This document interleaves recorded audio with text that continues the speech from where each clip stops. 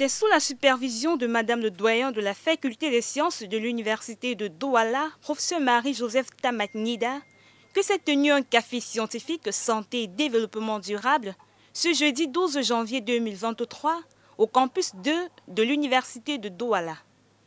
En effet, plusieurs experts du domaine y ont favorablement répondu présent en acceptant de partager leur savoir sur le thème problématique de la gestion des maladies émergentes et réémergentes au Cameroun, cas des zoonoses. Avec pour objectif de faire de la faculté des sciences une vitrine où les recherches et compétences devraient être effectives, l'amphimélonée grouillait de monde ce jour. Un moment de partage, d'échange et de rééducation entre les hommes du métier et leur public. Cette merveille que réalise le professeur Marie-Joseph Tamaknida depuis environ 4 ans sous autorisation du chef de l'État reste à saluer. L'honneur doit revenir à notre doyen qui, depuis que le chef de l'État lui a donné cette opportunité d'avoir les rênes de la faculté des sciences, où elle n'a cessé, n'est-ce pas, d'apporter un dynamisme très remarquable en ce qui concerne la recherche, la prévention au niveau de son établissement. Et vous savez qu'en effet, l'université de Douala est d'abord un technopôle scientifique au niveau de l'Afrique centrale.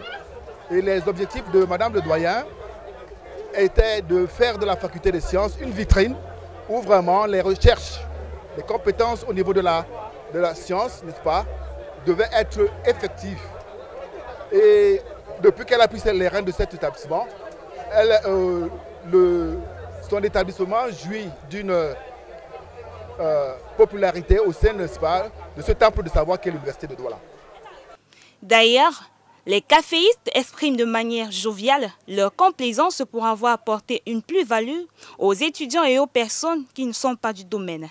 Je crois que ceux qui sont passés avant moi vous ont forcément dit. L'objectif, c'est de se rapprocher davantage de la société. Parce que tout ce qu'on fait dans les laboratoires ne sont pas toujours au niveau des populations. Les populations ne comprennent pas toujours ce qu'on fait. Donc c'est d'abord un outil de communication. Et forcément, dans la communication, on doit utiliser un langage qui devrait être perceptible par la population, donc par les gens qui ne sont pas forcément dans le domaine. La question que vous m'avez posée, l'impression que j'ai, moi j'ai un bon retour. Parce que si j'ai présenté et qu'après on m'a posé des questions pour connaître davantage, ça veut dire qu'il y a quelque chose qui a été perçu et que forcément il y a un retour qui a été fait. Donc je suis satisfait de ce qui s'est passé tout à l'heure. Togué Joseph Francis, étudiant en faculté des sciences dans la filière biologie humaine et santé, n'y est pas sorti la tête vide. Bon, j'ai dit le café scientifique déjà, quand j'ai vu le thème, on parlait des zoonoses. Et je me suis dit, mais pourquoi ne pas, puisque je suis d'abord passionné par le domaine de la santé, et je me suis dit, ça serait une bonne occasion pour moi de venir partager avec mes encadreurs dans le domaine de la recherche scientifique. Parce que le domaine de la recherche scientifique, c'est un domaine, c'est juste une transmission des informations de génération en génération avec une amélioration, bien sûr. Bon, de ce café scientifique, j'ai retenu de façon globale que toutes les zoonoses circulent selon un cycle, ont un cycle de transmission. Et dans ce cycle, j'ai retenu que l'environnement a un impact sur la transmission des zoonoses. De même que nous, les êtres vivants et les parasites. Donc, c'est les 3 éléments majeurs, les 3 facteurs majeurs qui influencent sur la transmission des parasites. Au demeurant, le café scientifique relatif aux généralités sur les zoonoses et leur gestion a donc été un succès et une satisfaction.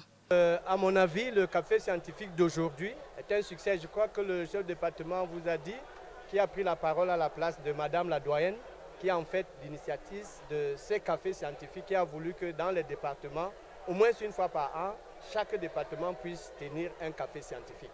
Donc nous croyons que vu, vous-même vous l'avez vu, l'affluence, la participation, la qualité des questions et la qualité des panélistes, nous croyons que vraiment c'est un succès de très haut niveau. Rendez-vous au prochain café.